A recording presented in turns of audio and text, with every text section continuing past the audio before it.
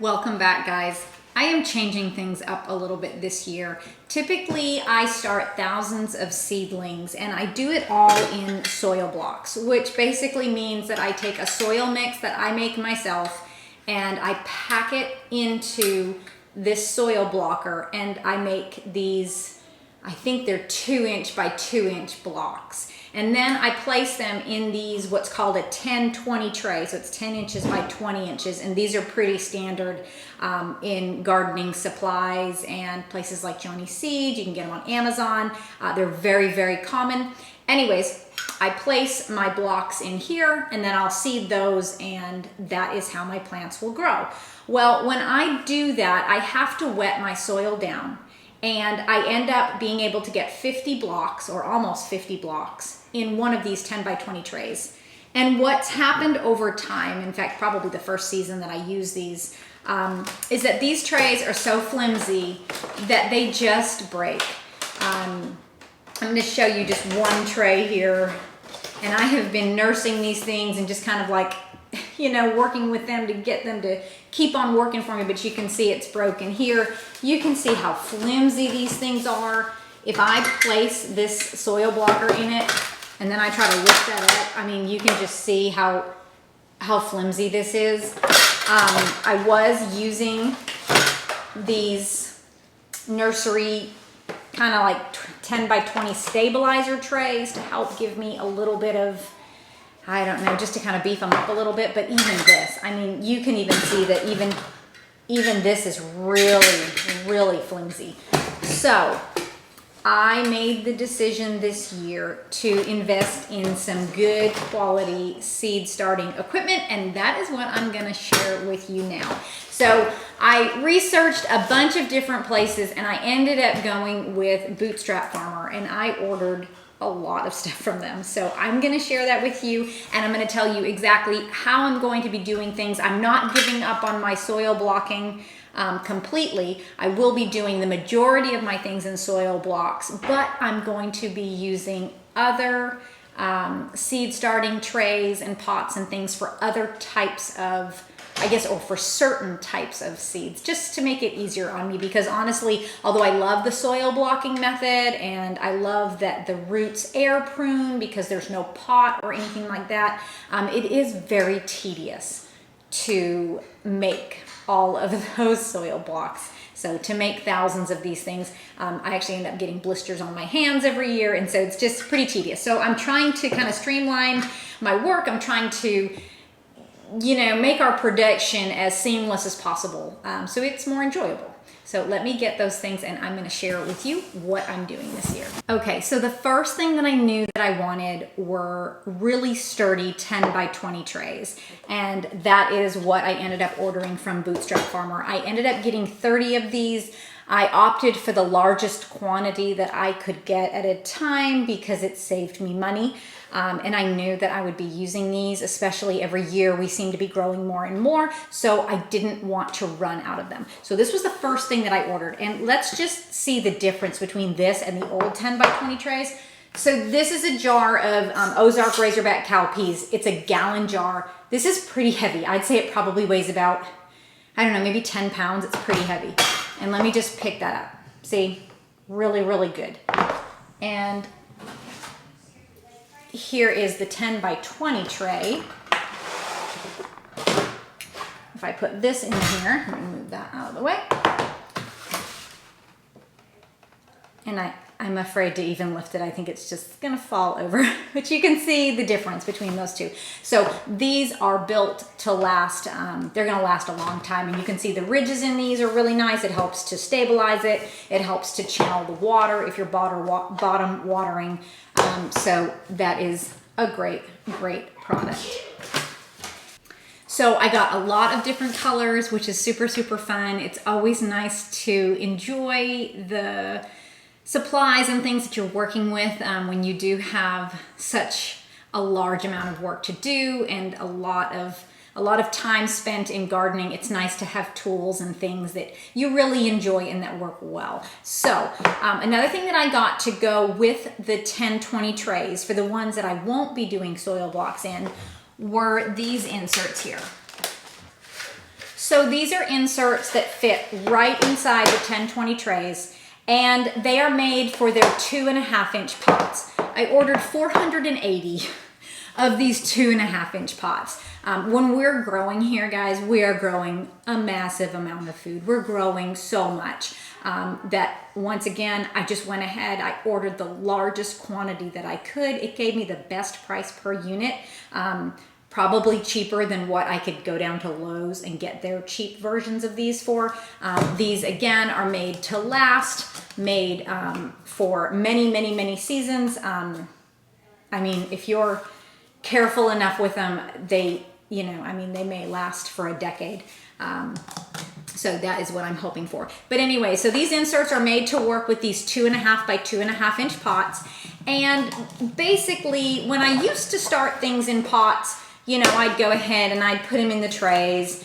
And even though the tray was full, you know, when you start to move them and stuff, I mean, you can see just the 4 here that are in here, you know, there's a little bit of, you know, a little bit of movability in there. And as you're moving them, you know, they can tip over and things. So I wanted to eliminate that headache, especially when I have the kids helping me move things in and out when I'm hardening seeds off. I just didn't want to worry about that. So basically these cups just sit in here, and this tray will hold 32 of these 2.5-inch pots.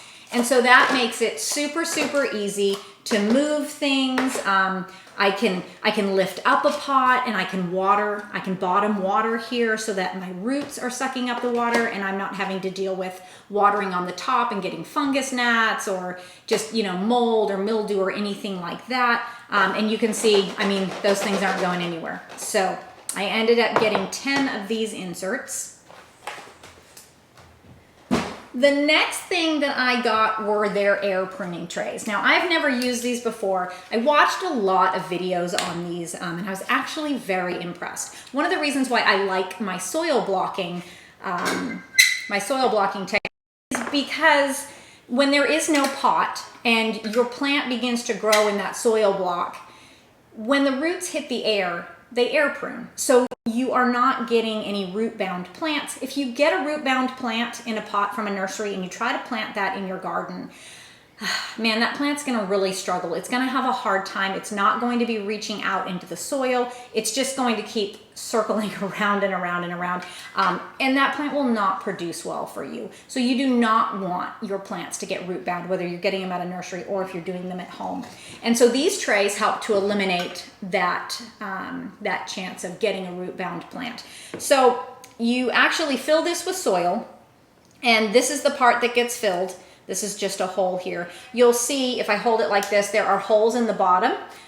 So that makes it really easy when you're going to take your plants out of the tray. You can simply just put your finger in there and push that little block up and you have your seedling all ready. You can also see that there are slits in the sides of these pots. I don't know if you can see it, but in here and in here, there are slits in the side. So all of that air movement allows your roots to be air pruned while still being in a container.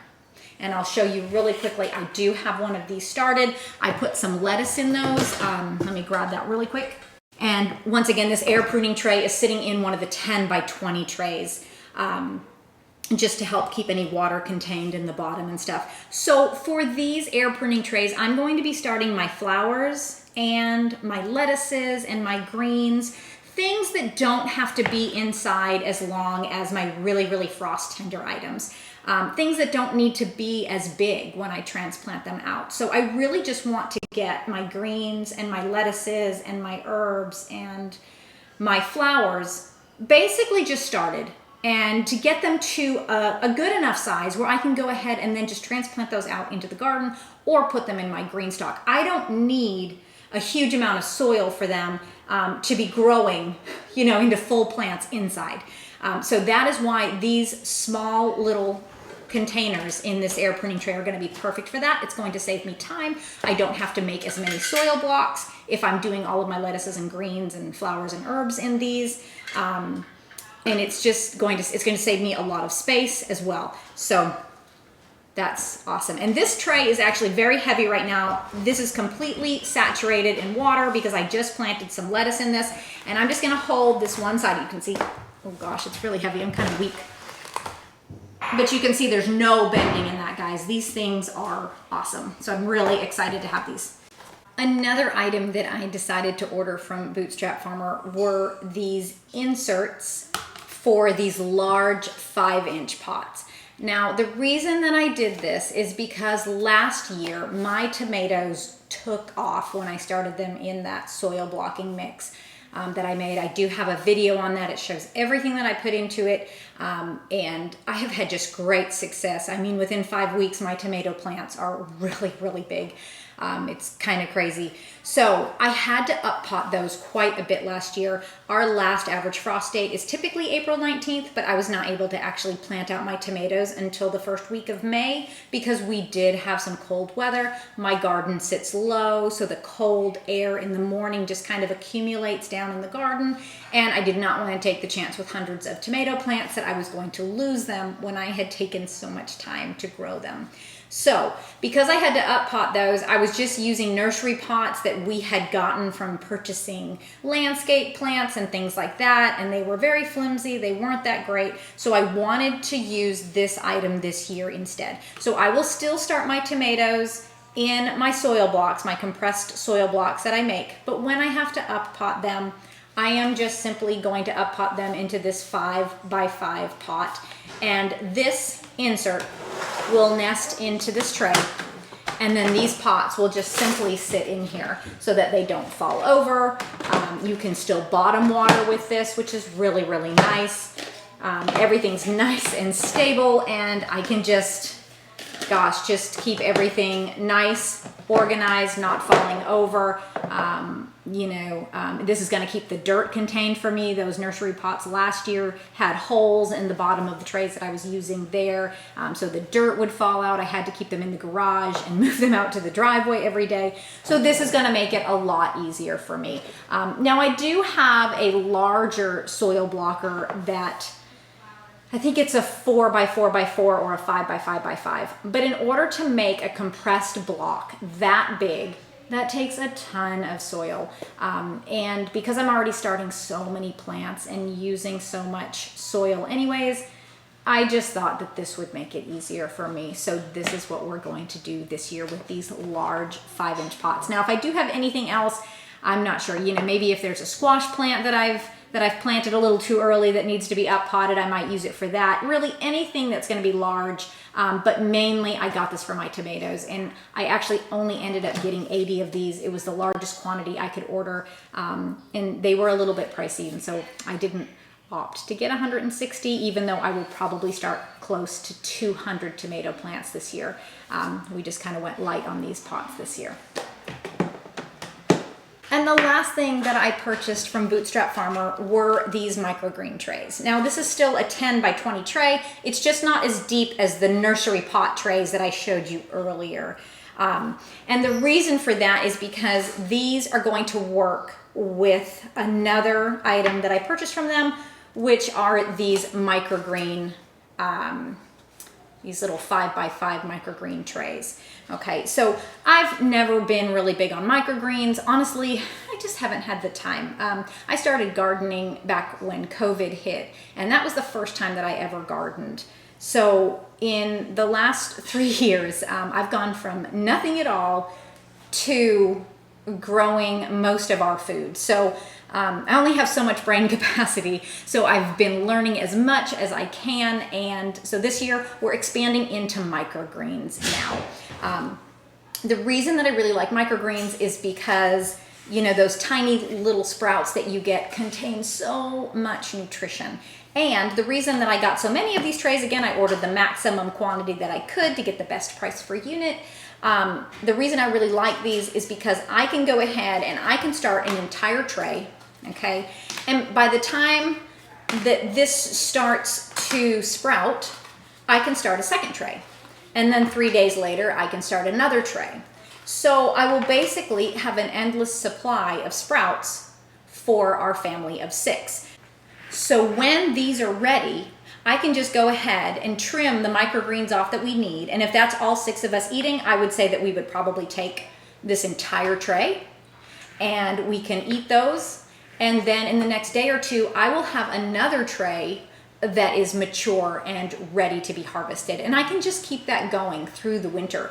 My goal this year with lettuce for our family was not to buy any from the store. Now we are in January and I've only bought about 3 heads of lettuce from the store so far. Some of that was for convenience. I guess most of that was for convenience. But we have been getting very, very cold here. So my lettuce is, it's taken a bit of a hit. A lot of it has gotten burned from the freeze. A lot of it has died. I still can harvest off of it, but it's pretty tedious to go through and pick out the good leaves versus the bad leaves and everything. Anyways, doing these microgreens over the summer and into next winter is going to help me be able to attain that goal easier, because we can make salads with these sprouts, with these microgreens. So I'm really excited to try that. So anyways, guys, I hope you found this helpful. If you guys have been ordering those 10 by 20 trays on Amazon, the really flimsy ones, and you know, you have it in your budget to kind of upgrade your seed starting supplies, I would highly recommend it. It just got so tedious last year between the trays breaking. You know, I would water, the water would run out of the trays because they would crack down the sides. When we're hardening things off, you know, I'm having the kids carry the plants outside to the grass, you know, and bringing them back in at nighttime. And just with all that wear and tear, the plants would fall over, the trays would break even more. They were really wobbly, and it was just such a headache. So if you guys can invest in some good quality seed starting supplies, I would highly suggest it. I'm really, really glad that I'm able to use these products and that we were able to purchase these. I know that they're gonna help us a great deal. But anyways, guys, if you have any other seed starting supplies that you absolutely love, something that you can't live without, share that in the comments below. I would love to know anything to streamline my production, to make my life easier during this crazy busy season. Is super, super helpful, and I would appreciate you guys sharing that. So anyways, guys, if you like this video, please like, subscribe, and share, and I hope you all have a great evening.